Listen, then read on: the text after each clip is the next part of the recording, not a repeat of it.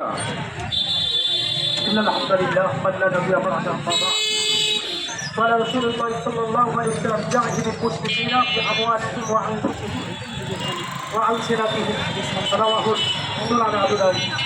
সম্মানিত ভাইরা, আমরা ভিডিওকল দিয়ে দেখতে পাচ্ছি এবং পৃথিবীর ইতিহাসে আমরা তাকাচ্ছি, নির্বিচারে আমার মুসলিম ভাই গাজাবাসীরা আজকে মাটির সাথে মিশে যাচ্ছে। আজকে তাম বিশ্বের মধ্যে প্রায় 200 কোটি মুসলমান থাকা সত্ত্বেও আজকে ইসরায়েল তথা ওই বিজাতি ইহুদিরা মুসলমানদেরকে ওয়াকাতরে মারছে, আর মুসলমানেরা আজকে কেউ বাতাংশা করছে আর বিভিন্ন মন্তব্য করছে। কথা বলে ঠিক না? আমি এমন আওয়াজ শুনেছি ফিলিস্তিনে যুদ্ধ হচ্ছে, আপনারা ভুরুঙ্গাবাড়ি শুনে দাঁড়িয়ে কি করবেন? আমি আপনাদের সামনে সুনান আবি দাউদের হাদিস বলেছি। আল্লাহ রাসূল সাল্লাল্লাহু আলাইহি সাল্লাম বলেছেন, তোমরা মুশরিকদের সাথে যুদ্ধ করো শরীরের দ্বারায়, মালের দ্বারায় এবং জিহ্বা দ্বারা। আমরা জিহ্বা দ্বারা প্রতিকার করলাম আর মালের দ্বারা আমরা প্রতিকার করলাম।